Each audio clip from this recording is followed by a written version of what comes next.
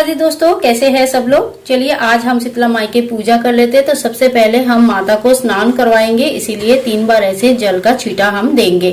तो इसी तरह से जल का छींटा देने के बाद आपको जो है बड़कुल्ले जो माला बनाया है वो माला आपको चढ़ानी रहती है। तो मैंने यहाँ पे छोटा सा माला बना के रखती हूँ शीतला माई के नाम से, और इसी तरह से बड़कुल के माला हमें चढ़ानी होती है। तो इसके बाद सबसे जो इम्पोर्टेंट होता है वो शीतला माई के हल्दी की सबसे ज्यादा इम्पोर्टेंस रहती है। तो हम जो है माता को अभी हल्दी चढ़ाएंगे। तो देखिए इस तरह से यहाँ पे मैंने यहाँ पे माता के नाम पे हल्दी चढ़ा दिया। तो यहाँ पे भी आप चाहे तो हल्दी के टीका लगा सकते हैं। हल्दी का टीका बच्चों को घर पे सभी लोगों को लगानी रहती है, तो बहुत ही शुभ माना जाता है। हल्दी का टीका जरूर लगाना चाहिए। इसके बाद माता को हम वस्त्र रूपी कलावा चढ़ाएंगे। तो इस तरह से जो कलावा है, कलावा लेके हम माता को वस्त्र रूपी कलावा चढ़ा देंगे और इसके बाद हम माता को फूल चढ़ाएंगे। तो इस तरह से देखिए हमने माता को फूल चढ़ा दिया है।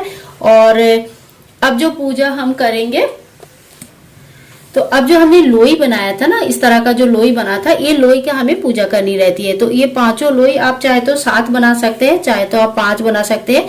और कच्चे आटे से बनता है, ध्यान रखें इसमें नमक नहीं पड़ती है। तो नमक वाला आटा बिल्कुल नहीं यूज करें।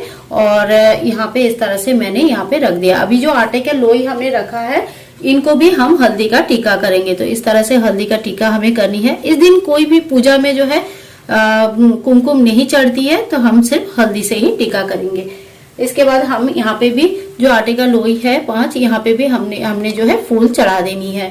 तो अब जो है माता को हमें क्या भोग प्रसाद चढ़ानी होती है। तो इसी तरह से देखिए जो दाल हमने भिगो के रखा था, ये दाल थोड़ा थोड़ा हमने चढ़ा देना है इधर माता के ऊपर। यहाँ पे मैंने दाल थोड़ा सा चढ़ा दिया है। और ये जो हमने 5 लोई रखा है, यहाँ पे भी हमें इस तरह से दाल हमें चढ़ानी रहती है। और जो भी बाकी भोग आप बनाएंगे ना, वो भोग भी आपको चढ़ाना चाहिए। इसके बाद ये देखिए हमने जो मीठा चावल बनाया था, तो मीठा चावल का भोग हमें चढ़ानी है। और थोड़ा थोड़ा करके इसी तरह से हमें भोग प्रसाद चढ़ानी है। इस पूजा का मेन अधिकार जो होता है, सर्वप्रथम अधिकार जो होता है, वो कुम्हारों का होता है। तो इसमें दान भी कुम्हारों को किया जाता है। तो जो भी आपने दान निकाला है, जो भी अपने दान वगैरह रखेंगे, यहाँ पे मैं थोड़ा कॉइन रख रही हूँ। आप चाहे तो अपने हिसाब से या अपनी सामर्थ्य के हिसाब से जितना चाहे उतना आप चाहे दान कर सकते हैं। तो थोड़ा दान मैंने यहाँ पे रख दिया, थोड़ा सा मैंने ऊपर माता के सामने रख दिया। और ये जो दही लिया, दही बहुत इंपॉर्टेंट होता है इस पूजा में। तो दही लिया है वो भी हम थोड़ा थोड़ा चढ़ाएंगे। तो माता को हम थोड़ा सा यहाँ पे दही चढ़ाएंगे। और यहाँ पे जो हमने लोई लिया था, इसमें भी सभी में हम थोड़ा थोड़ा दही चढ़ाएंगे। तो इसी तरह से हम शीतला माँ की पूजा करेंगे। इस दिन गर्म चीजों की प्रयोग बिल्कुल नहीं होती है, इस दिन ठंडे चीजों का ही प्रयोग होता है। तो इसके बाद माता को हम जल समर्पित करेंगे। तो जल में देखिए यहाँ पे हमने थोड़ा सा मक्खन मिक्स करके फिर वो जल समर्पित किया है। आपके पास अगर मक्खन है या तो फिर मलाई है या तो घी है, जो भी है थोड़ा सा मिक्स करके भगवान के सामने समर्पित करें।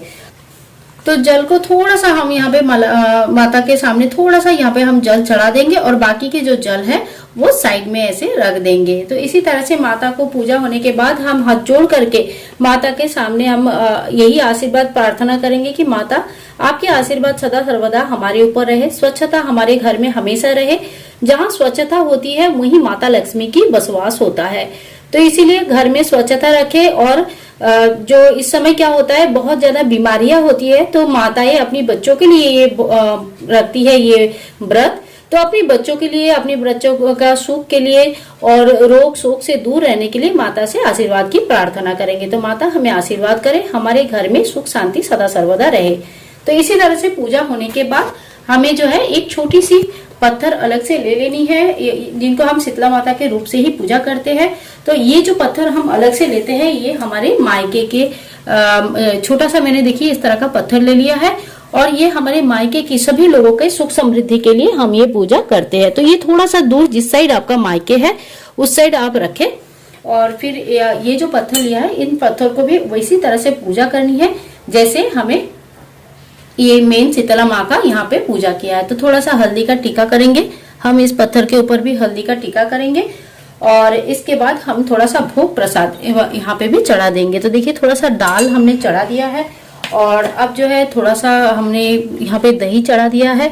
और यही कल्पना, यही प्रार्थना करेंगे कि हे भगवान, हे माता, जैसे तुम मेरे घर में यहाँ पे सभी का ख्याल रखोगे, जिसी तरह से सभी के ऊपर आशीर्वाद करोगे, इसी तरह से मेरे मायके में भी सभी लोग सुख समृद्धि के साथ, शांति के साथ रहे। तो और फिर थोड़ा सा हम यहाँ पे भी थोड़ा सा पानी चढ़ा देंगे। तो इस तरह से देखिए, थोड़ा सा पानी हमें यहाँ पे भी चढ़ा देना है और इसी तरह से हमें मायके के नाम से भी पूजा करनी है।